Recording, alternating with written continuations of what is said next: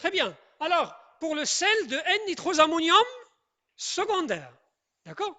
Pour le sel de N-nitrosammonium secondaire, donc c'est un secondaire, ça veut dire on a un RR'H. Donc, c'est un sel qui va évoluer en éliminant le H+, vers un composé qui est très très stable. D'accord? Ça va donner un N-nitrosamine, ce qu'on appelle les nitrosamines. D'accord? Donc là, c'est un sel de N-nitrosammonium. Celui-là, ça s'appelle un N-nitrosamine. On a une amine dans laquelle on a fixé un groupement nitroso. Donc c'est un nitrosamine et c'est un composé qui est dangereux, qui est très toxique et qu'on trouve dans des produits agroalimentaires. C'est un produit qu'on peut trouver dans des produits agroalimentaires à des concentrations très très élevées. Ça risque de provoquer le cancer. Donc c'est un produit cancérogène. D'accord? Et souvent, je répète, on le rencontre dans les produits agroalimentaires qu'on consomme dans des emballages différents. Donc avant de consommer quoi que ce soit, il faut bien lire les étiquettes et voir ce qui est écrit dessus. D'accord? Donc je répète, avec les sels de N-nitrosammonium secondaire, après élimination de H+, là on obtient un composé qui est stable, qui est le N-nitrosamine. Et je répète, c'est un produit un peu dangereux, donc là qu'il faut faire attention en consommant les produits agroalimentaires. Qu'en est-il pour le N? Il nous reste maintenant à parler de sel de N-nitrosammonium tertiaire, ça veut dire avec R, R', R seconde, ça veut dire pas de H. Dans ce cas-là, de point de vue stabilité, il n'y a pas de stabilité. Dans ce cas, dans ces conditions, ça veut dire parce que cette réaction, rappelez-vous, on l'a fait à 0 degré. OK? Donc, une amine tertiaire avec du NaNO2 à sel à 0 degré ne va pas donner aucun produit. Ça veut dire l'amine tertiaire ne réagit pas. Parce que, je répète, nous sommes à une température un peu élevée. Cette réaction peut avoir lieu, ça veut dire la réaction entre l'amine tertiaire et le NO+, peut avoir lieu à des températures de moins 80 degrés. D'accord? Donc il faut faire baisser la température jusqu'à des valeurs aux alentours de moins 80 pour avoir le N-nitrosammonium tertiaire. Mais dans les conditions dans lesquelles on a préparé le secondaire et le primaire, les amines tertiaires ne peuvent pas réagir. OK? Très bien. Donc voilà, donc c'est une méthode qu'on peut utiliser pour savoir est-ce que ce amine il est primaire, est-ce qu'il est secondaire ou bien est-ce qu'il est tertiaire. On a vu que les amines primaires, ils donnent un dégagement gazeux après élimination de N2. Les amines secondaires, elles, ils donnent un N-nitrosamine qui est stable. Par contre, les amines tertiaires ne réagissent pas. OK?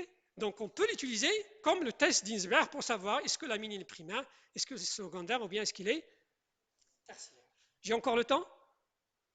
Oui? Je regarde ma montre? Non? Quelle heure est-il?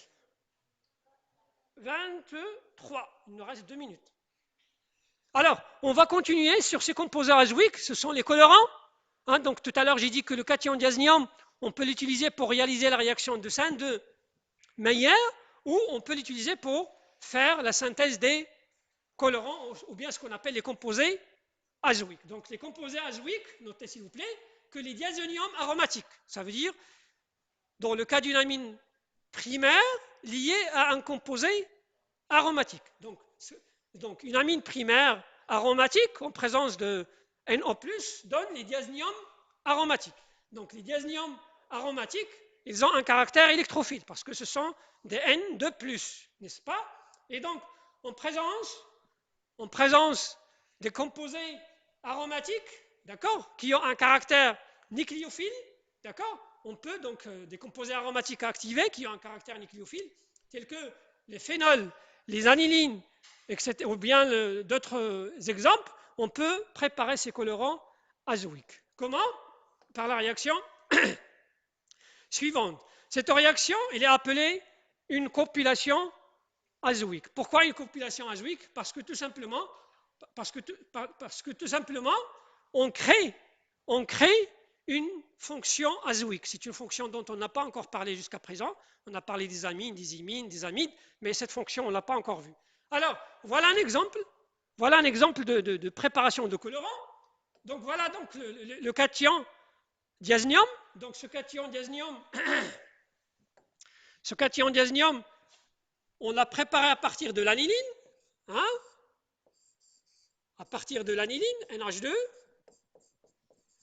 en présence de Na et NO2, HCl à 0 degré, on va préparer ce cation diaznium qui est de point de vue stabilité, il est très stable par conjugaison, plus Cl-. Voilà le cation diaznium qui était sur la vidéoprojecteur. Ce cation diaznium va réagir avec un noyau aromatique activé, avec une amine tertiaire, CH3, N, et donc c'est un noyau aromatique activé. D'accord ? Donc cette réaction aura lieu entre le cation diaznium et un noyau aromatique activé. Ce noyau aromatique activé, il est activé par un effet plus M. Il est activé par un effet plus M. Ça veut dire si vous faites l'effort limite, vous aurez ici un delta moins et vous aurez là un delta moins. Donc on a des sites nucléophiles qui vont aller chercher le site électrophile. Le site électrophile sur le cation diaznium, où il est? Si vous faites l'effort limite, je n'ai pas le temps de le faire. Donc j'aurai ce doublet qui va attirer là, donc j'aurai ici un delta plus. Et là, j'aurai un. Non. J'aurai des delta plus en ortho et j'aurai un delta plus en para. Ça veut dire qu'il va se passer, c'est que là, j'aurai cette réaction. J'aurai la position para de le composé aromatique activé qui va attaquer la position para du cation diaznium. C'est une réaction de substitution électrophile, ni plus ni moins. Sauf que là, il n'y a pas de majoritaire, il y a un seul produit. Il y a un seul produit, le voici. OK? Donc, avec la compilation entre le cation diaznium qu'on a préparé à partir de l'aniline et de l'amine tertiaire aromatique, on réalise, je répète, une réaction de substitution électrophile, ni plus ni moins. Après, on va éliminer le H plus, ce H là que vous avez là, il est en jaune, on va l'éliminer, et donc lorsqu'on est éliminé, on va avoir le retour des deux électrons ici, le retour des deux là, et le retour de ces deux là sur l'azote, pour préparer ce qu'on appelle, comment ça s'appelle? Le jaune du beurre. C'est le jaune du beurre. Vous consommez la margarine, vous achetez la margarine. La couleur de la margarine, il est comment? Pourquoi elle est jaune? Parce que tout simplement, on rajoute un colorant. Parce que la vraie couleur de la margarine, c'est blanche. Donc, pour donner, comment dirais-je, l'impression au consommateur qu'il consomme de beurre, on rajoute un colorant qui a cette coloration jaune. Et d'ailleurs, vous avez répondu jaune. Il n'est pas jaune, il est blanche. Je répète, pour attirer l'attention des consommateurs et pour leur faire, comment dirais-je, l'impression qu'ils consomment du beurre, on rajoute un colorant jaune. Et donc, la margarine devient jaune. Et donc, il y a d'autres colorants qu'on peut préparer. On va les voir en travaux dirigés. Ce sont les indicateurs colorés. Donc, c'est une réaction très importante dans les domaines, je répète, de l'agroalimentaire, parce que je répète, pas mal de colorants sont préparés par ça, et dans le domaine aussi de l'industrie, il y a pas mal de colorants qu'on prépare.